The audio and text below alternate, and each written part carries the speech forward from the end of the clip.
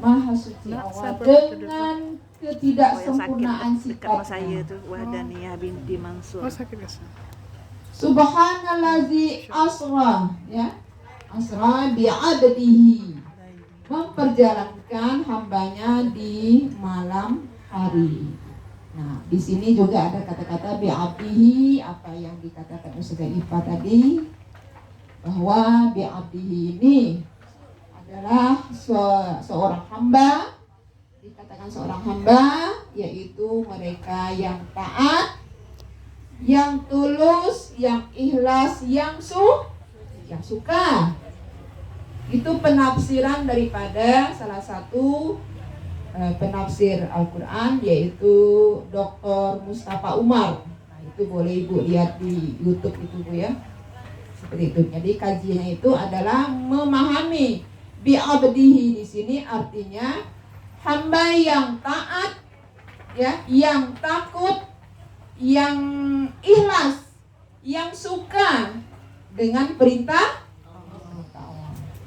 Nah, itu bolehlah kita membayangkan apakah kita seperti itu? Apakah kita sudah dijadikan predikat seperti itu?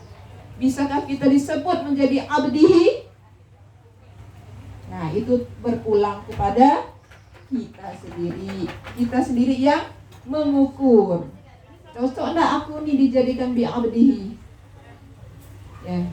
Jadi bi'abdihi itu apa tadi artinya, Bu?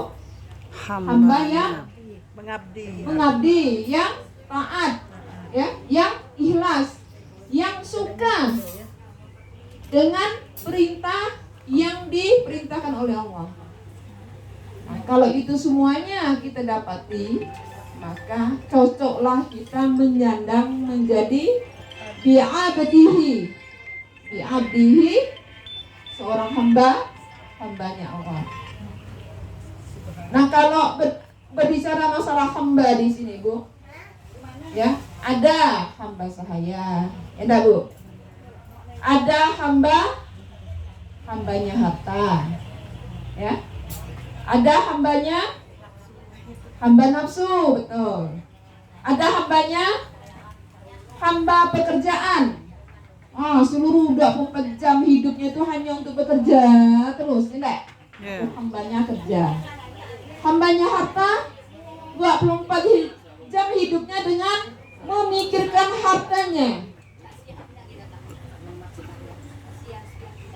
Nah, kita bisa memilihlah kita nih kehidupan kita, Bu. Apakah kita mau memilih bi'abdillah atau bi'abdil mal atau bi'abdi syahwat. Nah, syahwat, ya, seperti itu ya.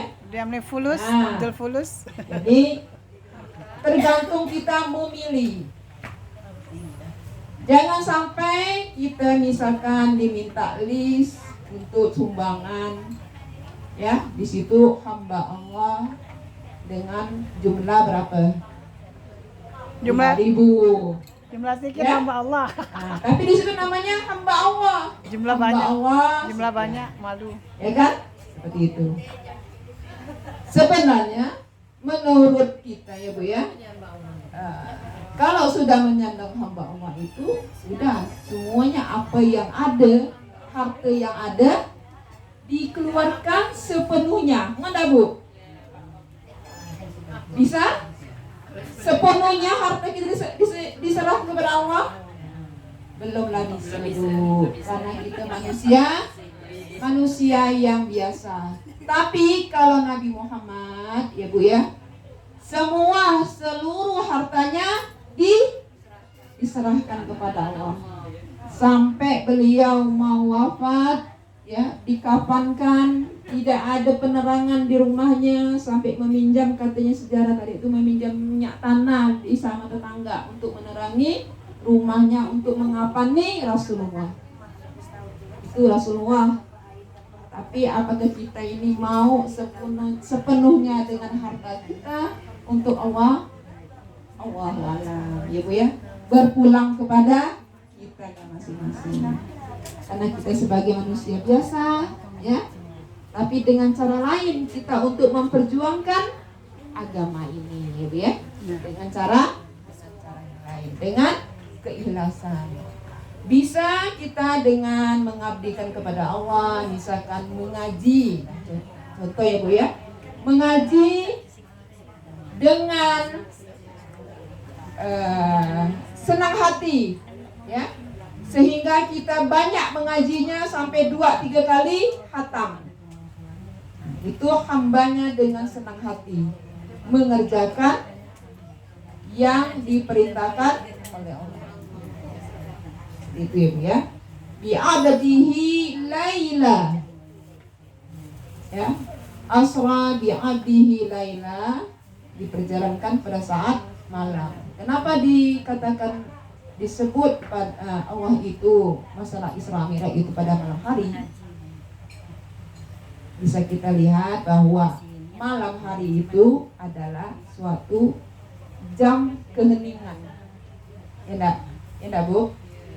Malam hari, tengah malam itu adalah jam yang hening, ya, yang senyap, yang cocok untuk kita bermunajat kepada Allah Subhanahu wa taala di keheningan malam. Makanya perjalanan Nabi itu pada saat malam. Allah menentukan itu malam itu memang waktu yang tepat. Ya, waktu yang tepat untuk kita bermunajat, mendekatkan diri kepada Allah pada saat malam lah, ya. Bangun tengah malam, apa yang kita lakukan Bu? Cepatlah kita berwudu. Cepatlah kita melakukan syukur wudu. Setelah wudu, cepatlah kita melakukan sholat 2 rakaat hajat, 2 rakaat taubat, misalkan Ibu ya. Tahajud ditutup dengan witir. Seperti itu. Karena keheningan tadi kan Bu ya. Karena mendekatkan diri kepada Allah. Di pertigaan malam itu malaikat akan mendengar, ya, turut mendengarkan apa yang kita munajatkan kepada Allah. Di pertengahan malam. Jangan malah kebalikannya Bu. Bangun tengah malam, ya, apa yang akan dilakukan? Biasanya tengah malam tuh mau apa Bu? Biasanya Buka turun terasa kencing, mau kencing, Itu pipis. pasti. Atau tengah malam, misalkan, ke HP. seperti itu. Atau tengah malam karena beronda, atau tengah malam karena menunggukan penantian atau pertandingan sepak bola biasanya. Kalau pas lagi pertandingan sepak bola ya Bu ya, nah itu yang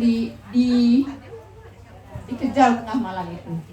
Nah bagi kita tidak ya Bu ya, bagi kita enggak, karena kita mengetahui bahwa bi'abdihi, seorang hamba itu adalah orang yang taat, yang ikhlas, ya, yang tunduk kepada Allah.